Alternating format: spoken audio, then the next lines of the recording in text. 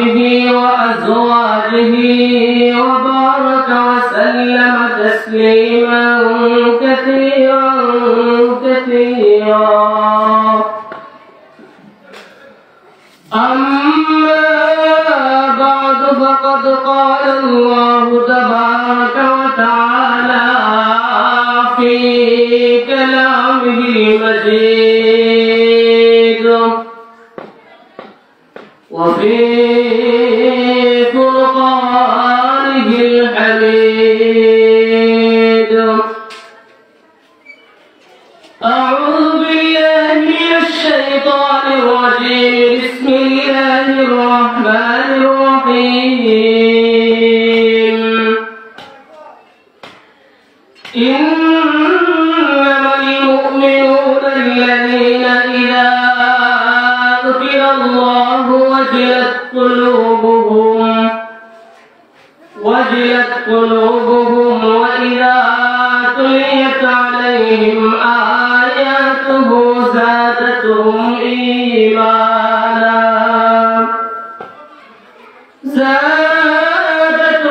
إيمانا وعلى ربهم يتوكلون. وقال سيدنا رسول الله صلى الله عليه وسلم: إن الله لا ينظر إلى صوركم ولكن ينظر إلى قلوبكم وأعمالكم. صدق الله العلي العظيم وصدق رسوله النبي الأمي الكريم. ونحن على ذلك لمن الشاهدين والشاكرين والذاكرين والحمد لله رب العالمين.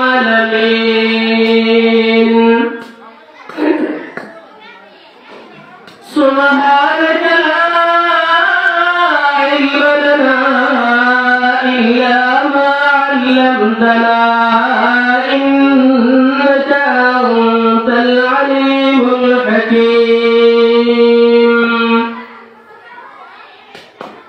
اللهم صل على سيدنا محمد وعلى آل سيدنا محمد كلما ذكره الذاكرون وكلما غفل عن ذكره الغافلون.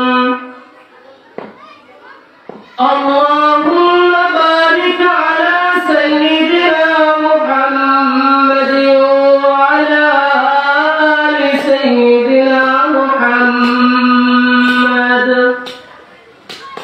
كلما ذكره الذاكرون وكلما غفل عن ذكره الغافلون.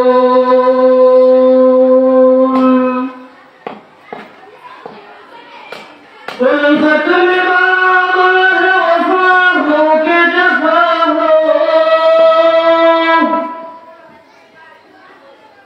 ألفة لما ظهر وفاه كجفاه ولسيف ملذتها لبدين مذاه ولسيف ملذتها لبدين مذاه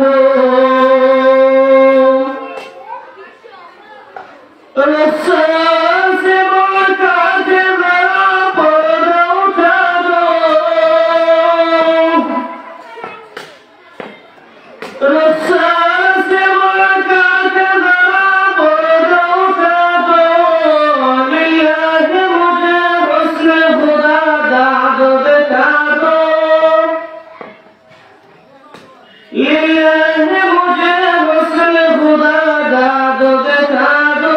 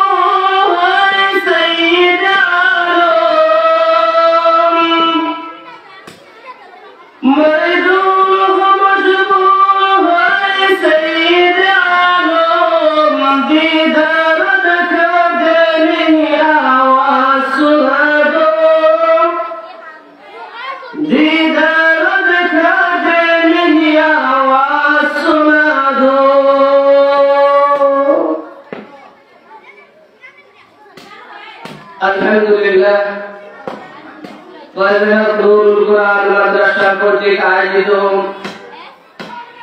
আজকের আজিম শান 3 দিন ব্যাপী তাফসীরুল কুরআন মহাসম্মেলনের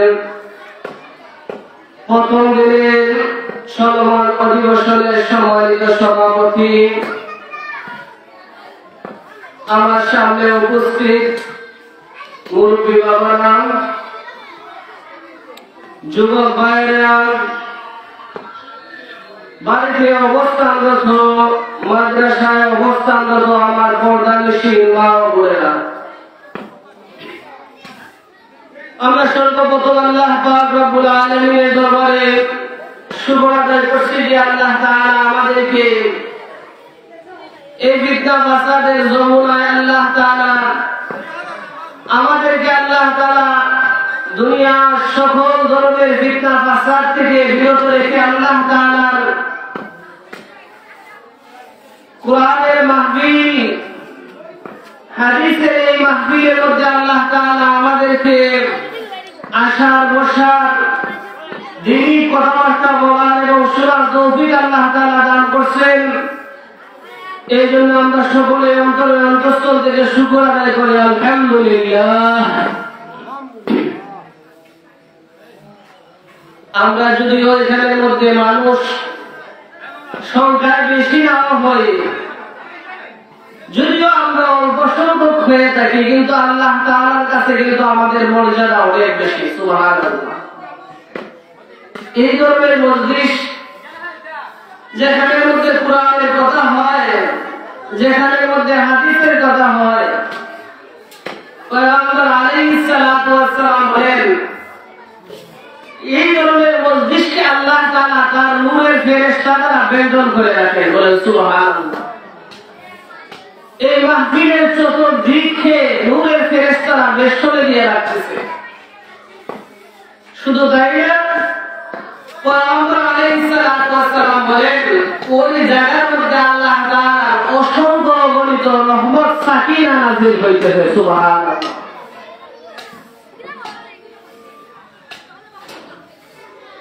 আজকাল যমুনায় নেকির কাজের মধ্যে আমরা খুবই দুর্বল, আর গুনাহের কাজের দিকে আমরা শক্তিশালী।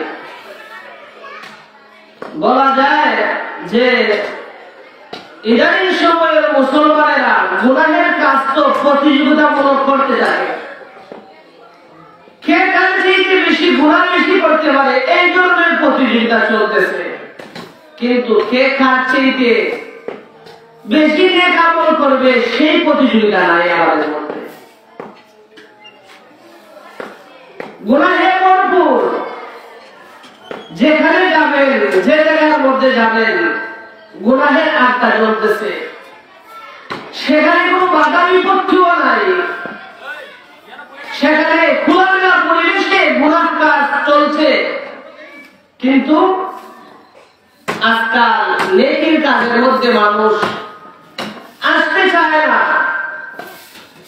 নেকির কাজ যেখানে সেখানে মানুষ যেতে চায় না। অথচ মানুষ তো বেশি বেশি নেকির কাজের দিকে যাবে, সৎ কাজের দিকে যাবে। এটা হচ্ছে মুসলমানের দায়িত্ব, কর্তব্য। পয়গম্বর আলাইহিস সালাতু ওয়াস সালাম মানুষদেরকে সৎ কাজের আদেশ, অসৎ কাজ থেকে মানুষদেরকে নিষেধ করতেন, বারণ করতেন। আজকাল দুনিয়ায় গুনাহের প্রতিযোগিতা চলার কারণে তো আমরা শত শত মুসলমান একত্রিত হই, কিন্তু আল্লাহু আকবারের আওয়াজটাও আমাদের উঁচু হয় না। আমরা এত কমজোর ইমানদার, এত কমজোর মুসলমান আমরা, যে আজকে সারা বিশ্বে মুসলমান লাঞ্ছিত, বঞ্চিত, নিপীড়িত, অপদস্থ হইতেছে। ঠিক কিনা? আপনারা যারা অনলাইনের মধ্যে আছেন, অনলাইন দেখেন, ফেসবুক চালান, ইউটিউব চালান, তারা বিশ্বের অবস্থা দেখতে পায়। ওই জায়গায় মুসলমান নির্যাতিত, সেই জায়গায় মুসলমান নির্যাতিত, দেশের আনাচে কানাচে মুসলমান নির্যাতিত হয়েছে। কারণ কি? মুসলমান সংখ্যায় কম নাকি? বর্তমান বাংলাদেশের মধ্যে যদি দেখা যায়, হিসাব করে যদি সর্বমোট মানুষের সংখ্যা নির্ধারণ করা হয় 20 থেকে 22 কোটি, 22 কোটি মানুষ যদি বাংলাদেশের মধ্যে বসবাস করে, 2 কোটি অন্যান্য ধর্মাবলম্বী, কিন্তু বাকি 20 কোটি মুসলমান দেশের মধ্যে বসবাস করে। শুধু বাংলাদেশ নয়, সারা বিশ্বে মুসলমানদের সংখ্যা সবচেয়ে বেশি। মুসলমানের সংখ্যা বেশি হওয়ার পরেও, টাকা পয়সার বড় থাকার পরেও, অর্থের বড় থাকার পরেও আজকে বিশ্বে মুসলমান লাঞ্ছিত বঞ্চিত কেন? কারণ কি? কারণ একটাই খুঁজে পাওয়া যায়, মুসলমানদের মধ্যে আল্লাহর নির্দেশের মূল্যায়ন নাই, মুসলমানের মধ্যে আল্লাহ তাআলার ভয় নীতি নাই, যে কারণে মুসলমানের ঈমানের মধ্যে কমজোরি চলে আসছে, মুসলমানদের ঈমানের মধ্যে দুর্বলতা চলে আসছে। আগেকার সময়ে সাহাবায়ে কেরামের আমলে মাত্র 3 জনের কাফেলা, মাত্র 3 জনের কাফেলা, হাজার হাজার বেঈমান কাফেররা এই 3 জনের কাফেলাকে ভয় করছে, ভয়ে থরথর করে কাঁপছে। আজকে আমরা শত শত মুসলমানদের নিয়ে একত্রিত হই, সেই মুসলমানদেরকে কাফের বেঈমানরা ভয় করে না। কারণ কি? আমাদের ঈমানের মধ্যে এরকম করে আসছে, মুসলমান আজকে দলে দলে মুসলমান বিভক্ত, দলে দলে জায়গায় জায়গায় মুসলমান আজকে লাঞ্ছিত বঞ্চিত। এই জন্য সাহাবায়ে কেরামের ঈমান আর আজকাল জমার মুসলমানদের ঈমানের মধ্যে রাতারাতি পার্থক্য। সাহাবায়ে কেরামের ঈমান কেমন ছিল? সাহাবায়ে কেরামকে আল্লাহ তাআলা জায়গায় জায়গায় আল্লাহ তাআলা সাহাবায়ে কেরামকে বিজয় দিয়েছেন।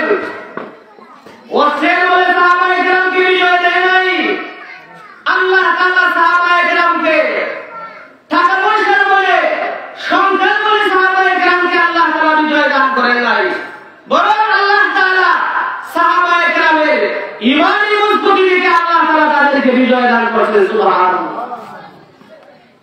আমরা যারা যুবক ভাইয়েরা আজকে একটু তালাশ করে দেখি, আগেকার যুগে সাহাবায়ে কেরামের আমল, নবীজির আমলে বদরের যুদ্ধ সংঘটিত হয়েছিল, আমরা সবাই জানি। নবীজির সাহাবী কতজন ছিলেন? মাত্র 313 জন, মাত্র 313 জন। কাফির ঈমান হাজারেরও বেশি ছিল, কিন্তু সেই বদরে আল্লাহ তাআলা মুসলমানদেরকে বিজয় দিয়েছেন। সুবহানাল্লাহ। কিভাবে দিলেন? অস্ত্রের বলে বিজয় লাভ করছে না, না শক্তির বলে না, বরং তাদের ঈমান মজবুত থাকার কারণে, আল্লাহ তাআলার উপর তাকওয়া থাকার কারণে বদরে আল্লাহ তাআলা 313 জন সাহাবায়ে কেরামকে আল্লাহ তাআলা বিজয়ের বলে আল্লাহ তাআলা বলে দিয়েছেন। আজকাল জমায় বাংলাদেশের মধ্যে কোটি কোটি মুসলমান বসবাস করে, অথচ বাংলাদেশের শিক্ষা শ্রেণীর মধ্যে নাস্তিকবাদী শিক্ষা ঢুকিয়ে দেওয়া হয়। মুসলমান নির্বাচন আছে, কোন মুসলমান তো কথা বলে না। এই জন্যই তো বলা যায়, আগেকার যুগের সাহাবায়ে কেরামের মতো একজন ইমানদার যদি আজকে এই দুনিয়ার জমিনে থাকতো, কোন নাস্তিককে এই বাংলার জমিনে মুসলমানদের সন্তানদের শিক্ষা শ্রেণীতে নাস্তিকবাদী শিক্ষা ঢুকতে দেওয়া হতো না, ঢুকতে দেওয়া হতো না। এই জন্য সাহাবায়ে কেরামের ঈমানে বলিয়ান আল্লাহ হতে হবে। সাহাবায়ে কেরামের ঈমান কেমন ছিল? আজকাল দুনিয়ায় তামাম বিশ্বের মধ্যে মুসলমান যদিও সংখ্যায় বেশি, যদিও টাকা পয়সার দিক দিয়ে তাদের সব কিছু আছে, কিন্তু আজকে হক কথা বলার ক্ষেত্রে মুসলমান এগিয়ে না। দেখেন অন্যায় কাজ যেখানে হইতেছে, একটা অন্যায় কাজ চলতেছে, এই এলাকার মধ্যে তো সমস্ত মুসলমান আছে, কিন্তু কয়জন মুসলমান তাদের প্রতিবাদ করার জন্য?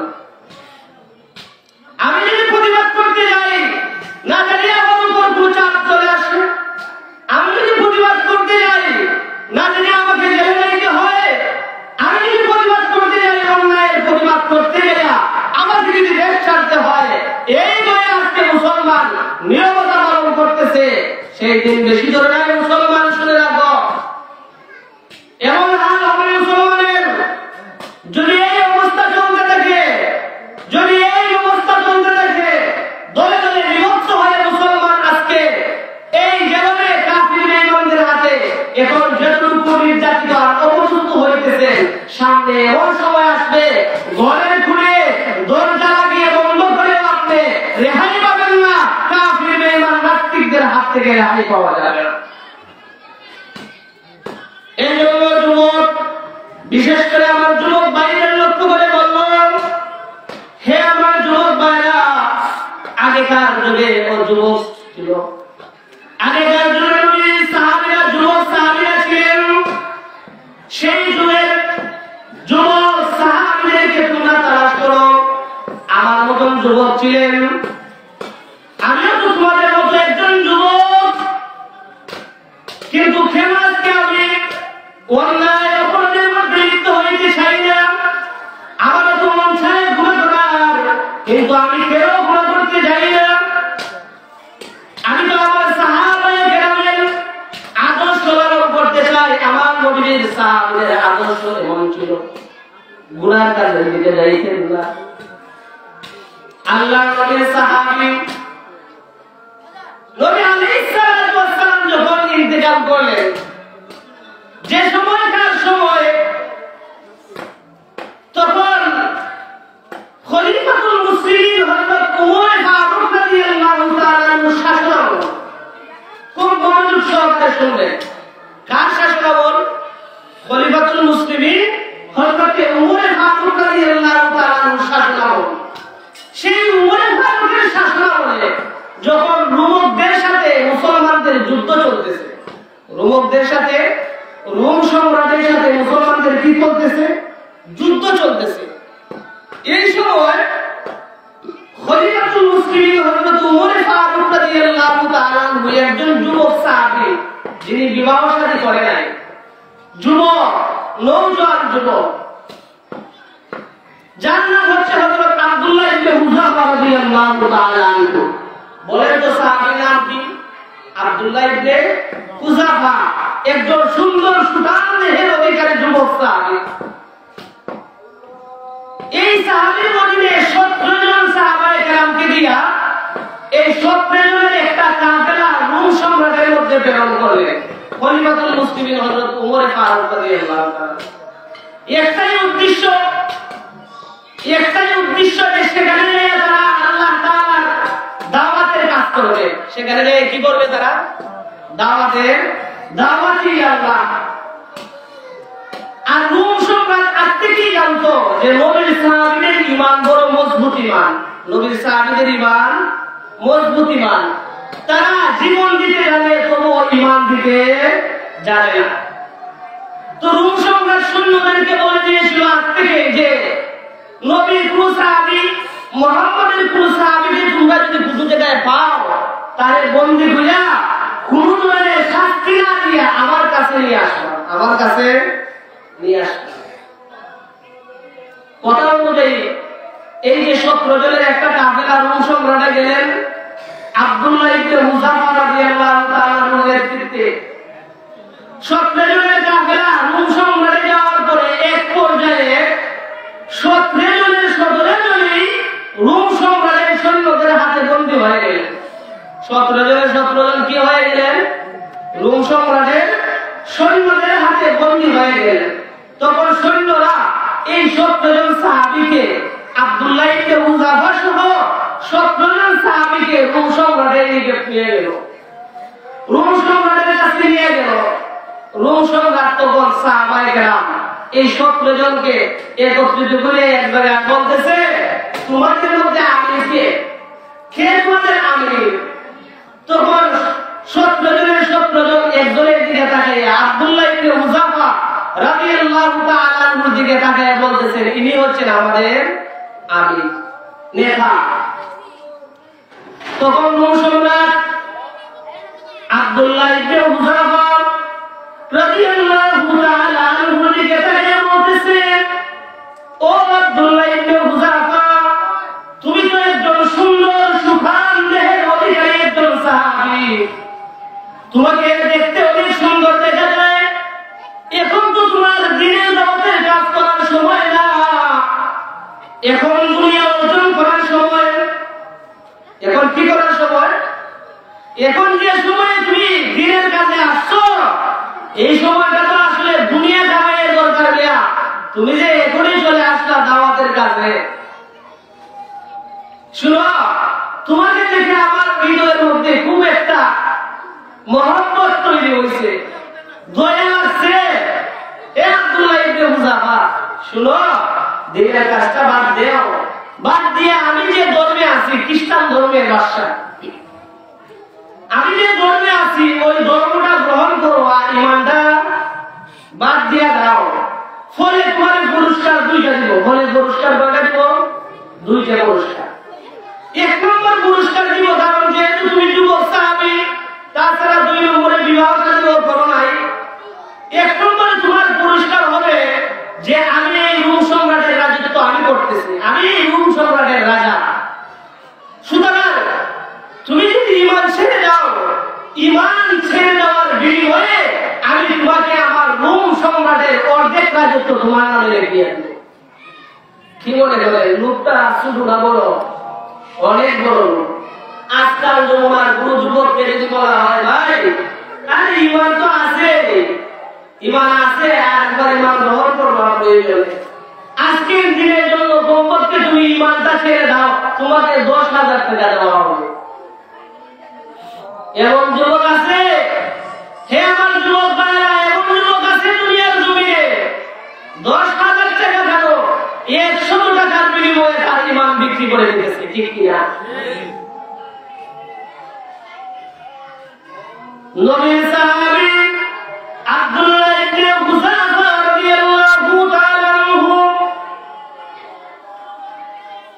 রোম সম্রাট যখন আব্দুল্লাহ ইবনে হুযাফাকে এই প্রস্তাব পেশ করলো, ও আব্দুল্লাহ ইবনে হুযাফা, তুমি একজন সুন্দর সুঠাম দেহের অধিকারী সাহাবী, যুবক সাহাবী, তোমাকে দেখে আমার দয়া জাগলো।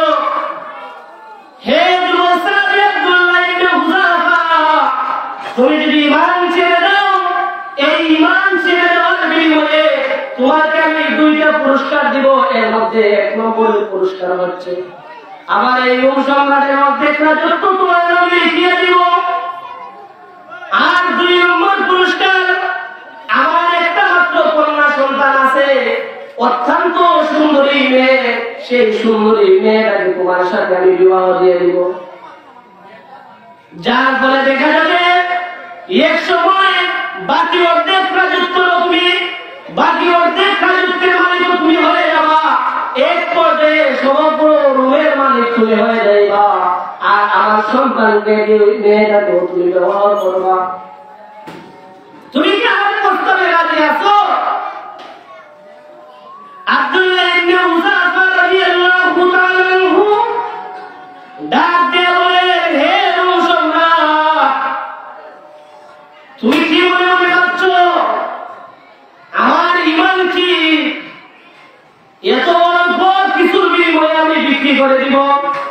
হে আব্দুল্লাহ ইবনে হুযাফা, হে রোম সম্রাট, শুনে রাখো, শুধু রোম সম্রাট নয়, তাম পৃথিবীর মালিকানাও যদি আমাকে দেওয়া হয়, মুহূর্তের জন্য আমি আব্দুল্লাহ ইবনে হুযাফা ঈমান ছাড়তে রাজি হব না। মুহূর্তের জন্য আমি ঈমান ছাড়তে রাজি হব না। বাদশা কয়, রোম সম্রাট কয়, তাহলে এমনিতে তোমাকে ছেড়ে দেওয়া হবে না, তোমাকে এত বড় পুরস্কার দিলাম, তুমি ঈমান ছাড়তে রাজি না, তাহলে তোমার শাস্তি দিয়ে কি করতে হইব? ঈমান ছাড়াই করিব।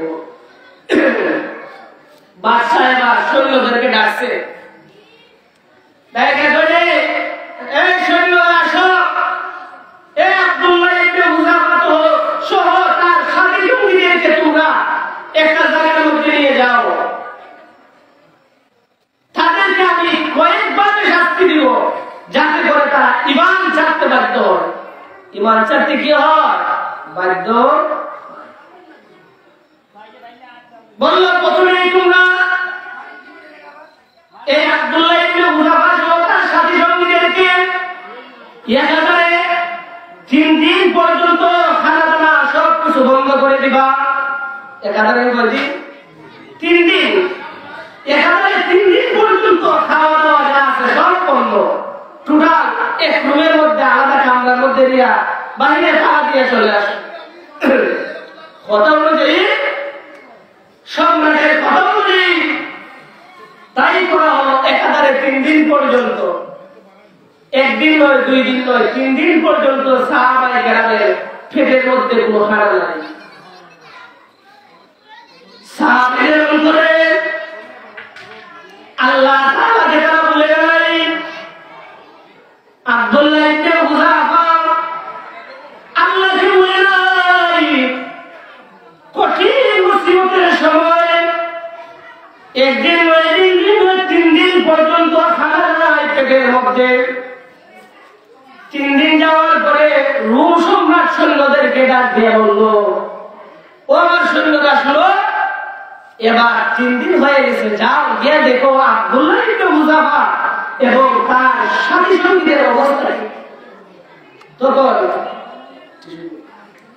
আব্দুল্লাহ ইবনে হুযাফা রাদিয়াল্লাহু তাআলা আনহু সহ তার সাথী সঙ্গীদের কাছে সৈন্যরা গিয়া দেখে আসলো, তাদের অবস্থা বেশি ভালো নয়। আপনারা কি মনে করেন, একদিন যদি কেউ খানা না হয় তাইলে হাঁটা সম্ভব হয় না? আমাদের তো এমন অবস্থা যে একবেলা খানা খাইছি না, মাথা ঠিক থাকে না, ঘরে যা ইচ্ছা তাই বলা বলে করে। নবীর সাহাবী একেবারে 3 দিন পর্যন্ত খানা নাই।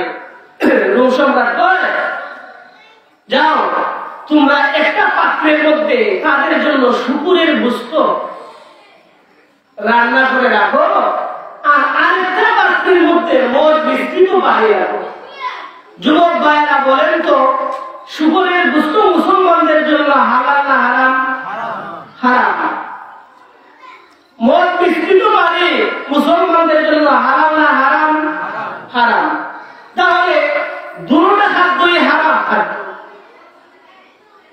সম্রাট বলল, যাও এই খানাগুলা তাদের সামনে নিয়ে হাজির করো। মনে মনে সম্রাট ভাবলো, যেহেতু 3 দিন ধরে খানা নাই, তাহলে পেটের উপবাসে কমপক্ষে হারাম খানা খাইব, আর হারাম খানা খাওয়ার ফলে তাদের ঈমানটা কিছু দুর্বল হবে, আর দুর্বল ঈমান হইলে আস্তে আস্তে ঈমান ছাড়তে বাধ্য হবে। আমার ভাইয়েরা, আমার বন্ধুরা, যেই মাত্র আল্লাহ নবীর সাহাবী আব্দুল্লাহ ইবনে হুযাফা সহ তার সাথী সঙ্গীদের সামনে এই হারাম খাদ্যগুলো রাখা হলো, আব্দুল্লাহ ইবনে হুযাফা রাদিয়াল্লাহু তাআলা আনহু ডাক দিয়ে বলতেছেন, কি খাবার তোমরা নিয়ে আসছো আমাদের জন্য? সৈন্যরা ডাক দিয়ে বলে, এক পাত্রের মধ্যে শুকরের গোশত আছে, আর একটা পাত্রের মধ্যে মদ মিশ্রিত পানি আছে। এক পাত্রের মধ্যে শুকরের গোশত, আর এক পাত্রের মধ্যে মদ মিশ্রিত পানি। এইগুলাই তোমাদের খাবার। যদি মন চায় এই খানিকায় এই তোমরা তোমাদের জীবন বাঁচাই করবে, অন্যথায় অন্য কোনো খাবারের ব্যবস্থা করা হবে না। ইসলামে মাসালা আছে, শরীয়তে মাসালা আছে।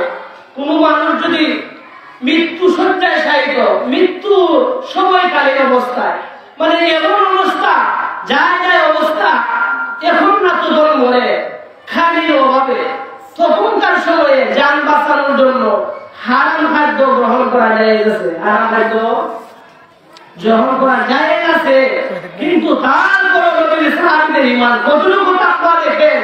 হে আমার যুবক ভাইরা, নবীর সাহাবী যুবক সাহাবী ছিলেন, উনিও আমাদের মতন যুবকই ছিলেন, কিন্তু সেই সাহাবীর ঈমান কত মজবুত ঈমান কত মজবুত ঈমান। আমার ভাইয়েরা, আমার বন্ধুরা, তখন তার শরীরে একেবারে 3 দিন পর্যন্ত সাহাবায়ে কেরামের মধ্যে পেটের মধ্যে খানা নাই। এই অবস্থায় তাদের জীবন যায় অবস্থায়, মরণাপন্ন অবস্থায়, যেই মাত্র হারাম খাবার তাদের সামনে উপস্থিত করা হলো, সাহাবায়ে কেরামের ঈমান যেন আরো 23 হয়ে গেল, সাহাবায়ে কেরামের ঈমান যেন আরো বেড়ে গেল। সাহাবায়ে কেরাম আব্দুল্লাহ ইবনে মুজাফফর ডাক দিয়ে বলতেছে, কি মনে করছো রুমের সম্রাট, কি মনে করছো হারাম খাদ্য খাওয়াই আমাদেরকে বাঁচাইতে চাও? আমি আব্দুল্লাহ ইবনে মুজাফফর 1 দিন নয়, 2 দিন নয়, 3 দিন নয়, 4 দিন নয়, 1 সপ্তাহ নয়, 2 সপ্তাহ নয়, হাজারো বছর যদি না খেয়ে থাকি, তারপর আমি আব্দুল্লাহ ইবনে মুজাফফর হারাম খাদ্য গ্রহণ করতে রাজি হব না। কি মনে করে আব্দুল্লাহ ইবনে মুজাফফর রাদিয়াল্লাহু তাআলা আনহু বললেন, যাও। মুহূর্তের মধ্যে খাবার ওনার শরীরে দেওয়া হলো, পেটের মধ্যে খানা নাই। সৈন্যরা যে বলে, ও রুম সম্রাট, আপনার খানা ওরা খায় নাই। রুম সম্রাট বলে, তাহলে এদেরকে এভাবে শাস্তি দিয়ে মারা যাবে না, তাদেরকে ফাঁসির কাষ্ঠের মধ্যে ঝুলাইতে হবে। এক একজনকে এক একটা ফাঁসির কাষ্ঠের মধ্যে ঝুলাইয়া তাদেরকে মৃত্যুবরণ করতে হবে, এভাবেই তাদেরকে মারতে হবে। কি মনে করে আগের চাইতে এখনকার যে শাস্তিটা ছোট না বড়? বড়। সর্বপ্রথম আব্দুল্লাহ ইবনে মুজাফফর রাদিয়াল্লাহু তাআলা আনহুকে ফাঁসির কাষ্ঠের মধ্যে ঝুলানো হলো। যে মাত্র ফাঁসির দোষী গলায় বেরি করানো হলো, এই মুহূর্তে ফাঁসি দেওয়া হবে, তখন আব্দুল্লাহ ইবনে মুজাফফর বাদশার দিকে তাকাইয়া কিটকিটি করে হাসতেছেন, বলে সুবহানাল্লাহ। বাদশার দিকে তাকাইয়া কি করতেছেন? হাসতেছেন। তখন বাদশা আব্দুল্লাহ ইবনে মুজাফফর দিকে তাকাইয়া কয়, কি রে, আরে তো আমি মারার জন্য ওইখানের মতো উঠাইছি, দেখা যায় আমার ওই ফাঁসির মধ্যে উঠে দেখা যায় আমার সাথে চিৎকারি মস্কারি করে হাসে। বাদশা আরো চেয়েছে, তাইলে এইভাবে তারে মারা যাবে না, তাহলে এইভাবে কি করা যাবে না, মারা যাবে না, এলে আমার ফাঁসির কাষ্ট দেবে। এদেরকে আস্তে আস্তে করিয়া ঈমান ধ্বংস করতে হবে, আস্তে আস্তে করে শাস্তি দিতে হবে। ঈমান ধ্বংস করার জন্য আরেকটা পথ অবলম্বন করা যায়, তাদেরকে গুনাহের কাজে লিপ্ত করতে হবে। কি কাজে লিপ্ত করতে হবে? গুনাহ কাজে। সৈন্যকে বললো, একজনকে বললো, যাও আব্দুল্লাহ ইবনে মুজাফফরকে আলাদা একটা কামরার মধ্যে নিয়ে রাখো, অন্ধকার কামরা। আর রুম সম্রাটের মধ্যে সবচেয়ে একটা সুন্দরী মহিলা, ওই মহিলাটারে তার কামরার মধ্যে ঢুকাইয়া দিয়া বাহিরে তালা মেরে চলে আসে, বাইরে তালা মেরে চলে আসে, কথা বলেই। সৈন্যরা তাই করলো। আব্দুল্লাহ ইবনে মুজাফফর রাদিয়াল্লাহু তাআলা আনহুকে একটা কামরার মধ্যে ঢুকাইয়া ওই কামরার মধ্যে একজন সুন্দরী মহিলাকে ঢুকাইয়া দিল, আর ওই মহিলাকে বলে দিল, যে কোনো ভাবেই হোক না কেন সারা রাত্রির ভিতরে যে কোনো এক সময় তুমি ওই আব্দুল্লাহ ইবনে মুজাফফর চরিত্র নষ্ট করতে হবে। চরিত্র কি করতে হবে? নষ্ট করতে হবে, তাকে জিনার দিকে আবৃত্ত করতে হবে, আকর্ষণ জাগাইতে হবে তোমার দিকে, যে কোনো পর্যায়ে তাকে ঈমান হারা করতে হবে। মহিলা বলল, ঠিক আছে, অনেক টাকা মারা চলে আসছে মহিলারা, একমাত্র আব্দুল্লাহ ইবনে মুজাফফর ঈমান নষ্ট করার জন্য। আরে ভাই, আজকাল যমুনায় যুবকদের অবস্থা কি? এখনকার সময়ে তো ওইভাবে পরীক্ষার সম্মুখীন হয়ে যুবতী মহিলাকে এইভাবে রাখার দরকার হয় না, বরং আজকাল যমুনার যুবক ভাইরা টাকা পয়সা খরচ করে জিহাদের মধ্যে লিপ্ত হয়, টাকা পয়সা খরচ করে অপরাধের মধ্যে লিপ্ত হয়। কিন্তু নবীর সাহাবী আব্দুল্লাহ ইবনে মুজাফফর রাদিয়াল্লাহু তাআলা আনহু ঘরের মধ্যে কামরার মধ্যে একা একা অবস্থায়, এই ঘরের মধ্যে সুন্দরী মহিলাকে ঢুকাইয়া বাহিরে তার মারে দেওয়া হলো। বাইরে তালা দিয়ে চলে আসলো। আব্দুল্লাহ ইবনে হুযাফা ঘরের মধ্যে ঢুকিয়ে নামাজের মধ্যে দাঁড়ায় গেলেন, বলেন আল্লাহু আকবার। আব্দুল্লাহ ইবনে হুযাফা ঘরের মধ্যে ঢুকিয়া এই অন্ধকার কামরার মধ্যে ঢুকিয়া উনি নামাজের মধ্যে দাঁড়িয়ে গেলেন। দুই রাকাত নামাজ পড়া শুরু করে দিলেন। আল্লাহর নবীর সাহাবী আব্দুল্লাহ ইবনে হুযাফা রাদিয়াল্লাহু তাআলা আনহু এক রাকাত নয়, দুই রাকাত নয়, দুই রাকাত করে সারা রাত্রি একেবারে নফল নামাজের মধ্যে খাড়ায় গেলেন। সুবহানাল্লাহ। নবীর সাহাবী আব্দুল্লাহ ইবনে হুযাফা নামাজের মধ্যে এত মনোযোগ দিয়ে নামাজ পড়তে আরম্ভ করলেন, ভিতরের মধ্যে যে একজন মহিলা আছে তা নবীর সাহাবীর অন্তরের মধ্যে একটু কল্পনাও আসে নাই। সুবহানাল্লাহ বলেন না? আরে এমন ভাবে নামাজ পড়া শুরু করছে, ঘরে যে মহিলা একজন আছে এটা ওনার অন্তরের মধ্যে কল্পনাও হয় নাই। ধারণা লাগবে তো দূরের কথা, মহিলার প্রতি আকর্ষণ লাগবে তো দূরের কথা, ওই মহিলার সাথে বেবিচারে লিপ্ত হবে তো দূরের কথা, মনের মধ্যে একটু কল্পনাও জাগে নাই। সকালবেলা রুম সম্রাট বলে, যা গিয়া দেখো মহিলা কি কাম করাইছে, ইমান নষ্ট করছে কিনা, ইমান নষ্ট করছে কিনা, স্বর্ণ দান করছে। দেখতেছে আব্দুল্লাহ ইবনে হুযাফা নামাজের মধ্যে দাঁড়িয়ে আছেন, বলেন সুবহানাল্লাহ। এবার মহিলাকে বের করে নিয়ে গেল। মহিলা রুম সম্রাটকে ডাকতে বলতেছে, ও রুম সম্রাট, আমাকে কার কাছে তুমি প্রেরণ করলা, কোন যুবকের কাছে প্রেরণ করলা? সারা রাত্রে আমি ওই যুবকের কাছে যাচ্ছিলাম, ওই যুবকের পাশে আমি ছিলাম, কিন্তু রুম সম্রাট এই যে আল্লাহর বান্দা নামাজে দাঁড়িয়েছিল, কোন সময় সে আমার দিকে তাকায় নাই। আমি তো এটা ভাবতে পারি না, আসলে এটা কোনো মানুষ না, এটা কোনো আসমানি ফেরেশতা হবে। সুবহানাল্লাহ। মহিলা কি, আরে এটা মানুষ না ফেরেশতা, এটাই তো বুঝা আমার দরকার। কারণ আমি একজন মহিলা, অথচ সে একজন পুরুষ, একাকি ঘরের মধ্যে আমরা দুইজন, সে আমার দিকে একটু মাত্র তাকায় নাই, সে এটাও ভাবতে পারে নাই আমি একজন মহিলা এখানের মধ্যে আছি। শেষ, এই পরীক্ষা তো পাস। এবার রুম সম্রাট কয়, ঠিক আছে, তাইলে এদেরকে অন্য পদ্ধতি অবলম্বন করতে হবে। তাহলে কি করা যায়? বড় বড় কড়াই করো, কড়াইয়ের মধ্যে তেল দিয়া কড়াইয়া ভরপুর করো, নিচে দিয়ে আগুন দিয়া জাল দিতে আরম্ভ করো। যখন তেল ফুটন্ত অবস্থায় ফুটতে থাকবে, এই অবস্থায় তোমরা আব্দুল্লাহ ইবনে হুযাফা সহ তার এক একজন সাথীকে এক একবার এই কড়াইয়ের মধ্যে ঢালতে থাকবা, এইভাবে তাদেরকে মারতে থাকবা, এইভাবে তাদেরকে কি করতে থাকবা? মারতে থাকবা। তাদেরকে শেষ এটাই সিদ্ধান্ত। কড়াইয়া, বড় বড় কড়াইয়া রেডি করা হলো, তেল দিয়া আগুন দিয়া ফুটন্ত আগুন।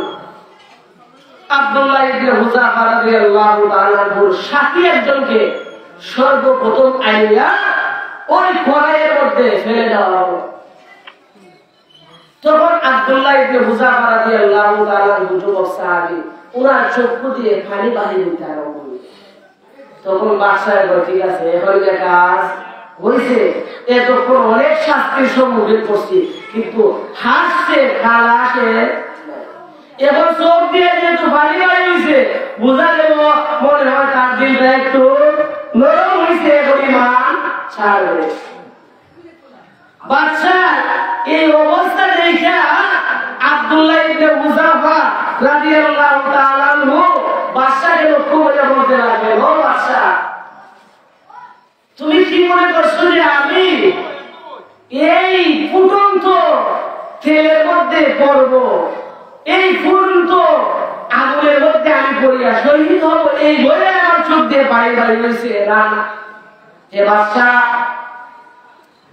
আমার যে বাড়িটাকে তুমি আমার আগে এই ঘরের মধ্যে তুমি ফালাইয়া তাকে শহীদ করে দিয়েছ, সে আর আমি আমরা দুইজন বন্ধু, আমরা নেক কাজের প্রতিযোগিতা করতাম, কার চেয়ে বেশি কে নেক কাজ করতে পারে আর কারা দেখে জান্নাতে যেতে পারে। আমার আগে তাকে বেহেশতের মধ্যে যাওয়ার সুযোগ করে দিয়েছ, এই জন্য আমার চোখ দেওয়া বাড়ি বাড়ি রয়েছে।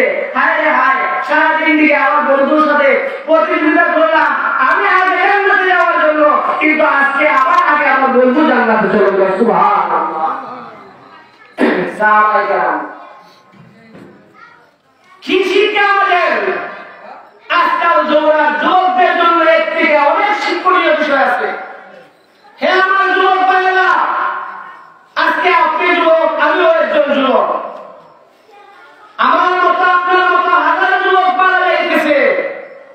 আমার অনেক সাথে আজকে দুনিয়াতে নাই, তোমার অনেক সাথে দুনিয়াতে নাই। এই দুনিয়াতে আজকে আমরা আছি, আগামীকাল এই দুনিয়াতে থাকবো যে এর কোনো গ্যারান্টি নাই, আমাদের কারো কাছে কোনো গ্যারান্টি নাই। তাহলে আমাদের করণীয় কি? আমাদেরকে দুনিয়া থেকে যাওয়ার আগে আমাদেরকে প্রকৃত ঈমানদার হতে হবে, প্রকৃত মুমিন হতে হবে। প্রকৃত মুমিন যদি আমরা বলতে পারি, আমার উল্লেখিত আয়াতের মধ্যে আল্লাহ তাআলা বলেন, প্রকৃত মুমিন খাঁটি ঈমানদার বলে যদি তুমি কবরে যাইতে পারো, তাহলে আল্লাহ তাআলার এই আরশে আজিমের মধ্যে তুমি স্থান পাইবা। আল্লাহ তাআলা তোমাকে জান্নাত ও দৌলত আল্লাহ তাআলা দান করবেন। এই জন্য আল্লাহ নবী, বিশ্ব নবী রহমতুল লিল আলামিন সাহাবী খলিফাতুল মুসলিমিন হযরত আবু বকর সিদ্দিক রাদিয়াল্লাহু তাআলা আনহু, নবীর সাহাবী আবু বকর সিদ্দিক দুনিয়ার মধ্যে যে জান্নাতের সার্টিফিকেট পেয়েছেন, বলেন সুবহানাল্লাহ। এই সাহাবী অন্তরে আল্লাহ বলে, আবু বকর সিদ্দিক মাঠের পাশ দিয়ে দেখতেন, মাঠের পাশে যাওয়ার সময় গাছ গাছালি দেখতেন, জঙ্গলের বনমালী দেখতেন, জঙ্গলের মধ্যে অনেক হিংস্র পশুদেরকে দেখতেন। আবু বকর ডাক দিয়ে বলতেন, ও জঙ্গলের হিংস্র পশুরা, ও জঙ্গলের সাপ বিচ্ছুরা, তোমরা কতই না ভালো আছো, শান্তিতে আছো, কিন্তু আমি আবু বকর, আমাকে তো একদিন আল্লাহর দরবারে হিসাব দিতে হবে, আমাকে তো আল্লাহর দরবারে হিসাবের কাঠ ঘোরায় দাঁড়াইতে হবে। হায় হায়, আমি আবু বকর যদি হিংস্র প্রাণী হয়ে যেতাম, আমি আবু বকর যদি কোন পশু হয়ে যেতাম, আমি আবু বকর যদি গাছ গাছালি হয়ে যেতাম, মানুষ আমাকে কেটে ফেলতো, আমার তো কোনো হিসাব দেওয়া লাগতো না। অথচ সেই আবু বকর, এই আবু বকর সেই আবু বকর যিনি দুনিয়ার থাকতে জান্নাতের সার্টিফিকেট অর্জন করেছেন। সুবহানাল্লাহ। এই জন্য কবি বলেন, সিদ্দিক তেরা নাম সে ইসলাম রহেগা, दुनिया की सदाकत में तेरा नाम रहेगा। দুনিয়ার সত্যবাদিতার মধ্যে সিদ্দিক আকবরের নাম থাকবে শরীয়ত করে লেখা। হযরত আবু বকর সিদ্দিক রাদিয়াল্লাহু তাআলা আনহু এমন একজন সাহাবী, কিন্তু ওনার অন্তরের মধ্যে এতটুকু আল্লাহ তাআলার ভয়। এই জন্য আল্লাহ পাক কোরআনে বলেন, ইন্নাল মুমিনুনা আল্লাযীনা ইযা যুকিরাল্লাহু ওয়াজিলাত কুলুবুহুম ওয়া ইযা তুলিয়াত আলাইহিম আয়াতুহু যাদাতুহুম ঈমানা। তোমরা যদি খাঁটি ঈমানদার বলতে চাও, খাঁটি মুমিনের গুণ অর্জন করতে চাও, তাহলে এক নম্বরের গুণ হবে ওয়াজিলাত কুলুবুহুম, অর্থাৎ যুকিরাল্লাহ, আল্লাহর নাম স্মরণ হওয়ার সাথে সাথে খাঁটি মুমিনের অন্তরের মধ্যে আল্লাহ তাআলার ভয় ভীতি কম্পন ভাব সৃষ্টি হবে। বলে সুবহানাল্লাহ। আল্লাহর ভয় যার অন্তরের মধ্যে কাজ সৃষ্টি হয়, ওই মুমিন কোনদিন গুনাহ কাজের দিকে যেতে পারে না। আল্লাহর ভয়ে যে মুমিনের অন্তরের মধ্যে কম্পন ভাব সৃষ্টি হয়, সেই মুমিন কোনদিন অন্যায় অপরাধ করতে পারে না, বরং সে সব সময় আল্লাহ তাআলার দিকে আল্লাহর মহব্বতের মধ্যে থাকে। বলেন সুবহানাল্লাহ। এই জন্য এই গুণ অর্জন করতে হবে।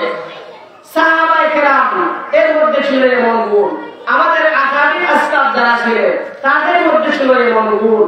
আমরা তো নামাজ অক্তের পর অক্ত, অক্তের পরে অক্ত আমাদের কাছ থেকে নামাজ ছুটে চলে যায়, নামাজ পড়তে পারি না, ওর পরে একটু আফসোস আমাদের লাগে না। হায় হায় আমি কি করলাম, আমার তো 2 ওয়াক্ত নামাজ চলে গেল, 3 ওয়াক্ত নামাজ আসার আগে আগে, 3 ওয়াক্ত নামাজ আসার আগে আগে আমার যদি মরণ হয়ে যায়, আমার যদি মৃত্যু হয়ে যায়, আমার তো আজকে রাত্রে যে আমি এই দুনিয়ার মধ্যে থাকবো, আমি এই মাহফিল থেকে যাইয়া এ আমার যুবক ভাইয়েরা মাহফিল থেকে গিয়ে তুমি কি তোমার মায়ের কাছে যাইতে পারবা, তুমি কি তোমার বিবির কাছে যাইতে পারবা, তুমি তোমার বাবার কাছে যাইতে পারবা, এই গ্যারান্টি তোমাকে দিল কে? সুতরাং গ্যারান্টি যেহেতু ভাই, তাহলে তো ভাই আমাদের অবশ্যই এখন মুমিন হওয়া দরকার। আমাকে যদি মুমিন বলতে হয়, মুমিন যদি আমি হতে পারি, মুমিন বলতে পারলে যখন তখন যেটায় সেটায় যখনই আমার মৃত্যু হবে আল্লাহ তাআলা আমাকে জান্নাতের মধ্যে দান করবেন। সুবহানাল্লাহ। এই জন্য আমাকে সেই দিকে খেয়াল রাখতে হবে। আজকাল সময়ে, আজকাল পর্যায়ে, বর্তমান সময়ে যুবকদের অবস্থা বড় না হাল অবস্থা, হাল অবস্থা, যেখানে সেখানে যেখানে সেখানে গুনাহের কাজের মধ্যে যুবকরা অহরহ হইতেছে, মানুষের হায়াত কমতেছে, বাড়ে নাই। এটা হচ্ছে কিয়ামতের লক্ষণ, কিয়ামতের পূর্ব লক্ষণ। এইগুলা মানুষের হায়াত কমতে থাকবে। দেখবেন আমাদের বাপ দাদারা, আমাদের পূর্বপুরুষরা যারা ছিলেন তারা তো দুনিয়ার মধ্যে 100 বছর, 150 বছর, 200 বছর বাঁচছেন, তারা ইবাদত বন্দেগী করতে পারছে। কিন্তু আজকে কেন আমাদের হায়াত কম? মানুষ যত বেশি গুনাহের দিকে আগাইয়া যাইবে, মানুষ যত বেশি গুনাহের দিকে আগাইয়া যাইবে, আল্লাহ তাআলা এদের থেকে হায়াতের বরকত আল্লাহ তাআলা কেটে দেবে। এই জন্য আসুন আমাদেরকে আল্লাহ তাআলা খাঁটি গুণ, এই মুমিনের খাঁটি গুণ অর্জন করতে হবে। ওয়াজিলাত কুলুবুহুম, যদি তোমার অন্তরে আল্লাহ জিকির হওয়ার সাথে সাথে, আল্লাহর স্মরণ হওয়ার সাথে সাথে তোমার অন্তরে কম্পন ভাব সৃষ্টি হয়, তাহলে তুমি বুঝতে হবে আমি 1 নম্বরে একটা গুণ অর্জন করতে পারলাম। শুনেন, আব্দুল্লাহ ইবনে মুবারক রাহমাতুল্লাহি আলাইহি মস্তবর অর্জন বলেছিলেন, দুনিয়ার এমন কোন আলেম নাই যার নাম শুনে নাই। সে আব্দুল্লাহ ইবনে মুবারক রাহমাতুল্লাহি আলাইহি উনি যখন ইন্তেকাল করলেন, আব্দুল্লাহ ইবনে মুবারক রাহমাতুল্লাহি আলাইহি ইন্তেকাল করার পরে উনার এক বন্ধু, তখনকার সময়ে শ্রেষ্ঠ একজন আলেম, উনি তার বন্ধুকে স্বপ্নে যুগে সাক্ষাৎ করলেন। আর স্বপ্নে যুগে সাক্ষাতে আব্দুল্লাহ ইবনে মুবারককে ডাক দিয়ে বলতেছেন, বন্ধু তুমি তো দুনিয়া ছেড়ে চলে গেলা, আল্লাহ তাআলা কবরে তোমার সাথে কেমন ব্যবহার করতেছে, কেমন ব্যবহার করতেছে। আব্দুল্লাহ ইবনে মুবারক রাহমাতুল্লাহি আলাইহি বন্ধু স্বপ্নে যখন আব্দুল্লাহ ইবনে মুবারককে জিজ্ঞাসা করলো কেমন ব্যবহার তোমার সাথে হইতেছে কবর জগতে, আব্দুল্লাহ ইবনে মুবারক রাহমাতুল্লাহি আলাইহি বন্ধুকে ডাক দিয়ে বলতেছেন, ও আমার বন্ধু, আল্লাহ তাআলা আমার সাথে কবরে সুন্দর ব্যবহার করতেছেন, আমাকে জান্নাত দান করেছেন। সুবহানাল্লাহ। আমাকে জান্নাত দিয়েছেন। তবে শুনো শুনো, আমার পাশের বাড়ি একজন কামার লোক ছিল, কামার, আমার পাশের বাড়ি একজন কামার লোক ছিল। সেই কামার লোক কয়েকদিন আগে দুনিয়া ছেড়ে চলে আসছে, কিন্তু আল্লাহ তাআলা আমার জান্নাতের চাইতে ওই কামার লোকের জান্নাতটা অনেক মর্তবা, অনেক উঁচু মানে দিয়েছেন। বলেন সুবহানাল্লাহ। আব্দুল্লাহ ইবনে মুবারকের বন্ধু কথা শুনিয়া সকালবেলা ওই কামারের বাড়িতে চলে গেলেন, যাই বলতেছেন, ও কামারের স্ত্রী, তোমার স্বামীর মধ্যে এমন কি গুণ ছিল যে গুণের কারণে যমুনার একজন বড় আলেম, জমানা বড় একজন শ্রেষ্ঠ আলেম আব্দুল্লাহ ইবনে মুবারকের চাইতে তোমার স্বামীর জান্নাতটা অনেক উঁচু মানের জান্নাত। অবশ্যই তোমার স্বামীর মধ্যে এমন কোন গুণ ছিল যে গুণের কারণে আলেমের জান্নাতের চাইতেও আরো অনেক উঁচু মানের জান্নাত তোমার স্বামীকে দেওয়া হয়েছে। কি গুণ ছিল বলো তো? তখন খাবারের স্ত্রী ডাক দিয়ে বলতেছে, না আমার স্বামীর কাছে এমন কোন গুণ আমার লক্ষ্য হয় নাই, তবে শুনো হে আব্দুল্লাহ ইবনে মুবারকের বন্ধু, আমার স্বামীর মধ্যে দুইটা গুণ এমন ছিল। আমার স্বামী আল্লাহর নির্দেশের মূল্যায়ন করত। দুই নম্বরে আমার স্বামীর মধ্যে আল্লাহর গোলামীর রূপ ছিল। কয়টা? দুইটা জিনিস, একটা আল্লাহর নির্দেশের মূল্যায়ন, দুই নম্বর আল্লাহর গোলামীর রূপ। নির্দেশের মূল্যায়ন কিভাবে, সেটা কিভাবে শুনো। আমার স্বামী তো বাজারে যাইতেন, বাজারে যাইয়া দোকানের সারা উঠাইয়া লোহার মধ্যে আগুন দিয়া হাতুড়ি দিয়া ওই লোহা পিটাইতেন, ঘন্টি কোড়াল বানাইতেন, না কাশি বানাইতেন। এই অবস্থায় এমন যদি কোন সময় হইতো, একদিনের ঘটনা, আমার স্বামী হাতুড়ি দিয়ে লোহার মধ্যে বাড়ি দিয়ে দিয়ে ঘন্টি কোড়াল বানাইতেছেন, হাতুড়িটা আমার স্বামী গর্দানের উপর রাখছেন, সামনে বাড়াইলেন, বাড়ি দিলেন। এমন সময় মসজিদে মিলাদ দেখে আল্লাহু আকবার, আল্লাহু আকবার, হাইয়া আলাস সালাহ, হাইয়া আলাল ফালাহ, এই আওয়াজগুলো আমার স্বামীর কানের মধ্যে চলে আসে। আমার স্বামীর কানের মধ্যে আল্লাহু আকবারের ধ্বনি আসার সাথে সাথে আমার স্বামী এই হাতুড়িটার সামনে বাড়ি দিতে পারে নাই, পিছন দিকে হাতুড়িটা ফেলে দিয়েছে। আর ফেলে দিয়ে আমার স্বামী আল্লাহর দরবারে ডাক দিয়ে বলে, মাওলা, দুনিয়ার তামাম মানুষ যদিও আমাকে কামান বলে রাখে, কিন্তু তুমি তো জানো, তুমি তো দেখতেছো তোমার নির্দেশের মূল্যায়ন আমার কাছে কতটুকু আছে। রব্বুল আলামিন দুনিয়ার সবকিছু ফেলে দিয়ে, আমার কাজ কর্ম সবকিছু ফেলে দিয়ে আমি মসজিদের দিকে রওনা হয়ে গেলাম। যদি তুমি আমাকে এই নির্দেশের মূল্যায়নের খাতিরে কাল কিয়ামতের ময়দানে আমাকে গোলাম বলে একটা ডাক দিয়ে দাও, আমি দুনিয়ার সব দুঃখ কষ্ট ভুলিয়া যাব। সুবহানাল্লাহ। আমি নির্দেশের মূল্যায়ন করলাম, আমাকে তো সবাই খাবার থাকে, কিন্তু আমার কাছে তোমার নির্দেশের মূল্যায়ন আছে। এই জন্য এই নির্দেশের মূল্যায়নটা তখনই হবে যখন আল্লাহ এবং বান্দার মধ্যে মহব্বত সৃষ্টি হবে। আল্লাহ এবং বান্দার মধ্যে কি হবে? মহব্বত সৃষ্টি হবে।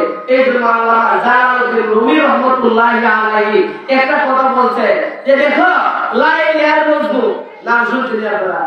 লাইল মজনু, লাইল আর মজনু একজনে আরেকজনের ভালোবাসে, একজনে আরেকজনে কি করে? মহব্বত করে। একজন আরেকজন তারা থাকতে পারে না, খুব মহব্বত দুইজনের মধ্যে, প্রেম ভালোবাসা।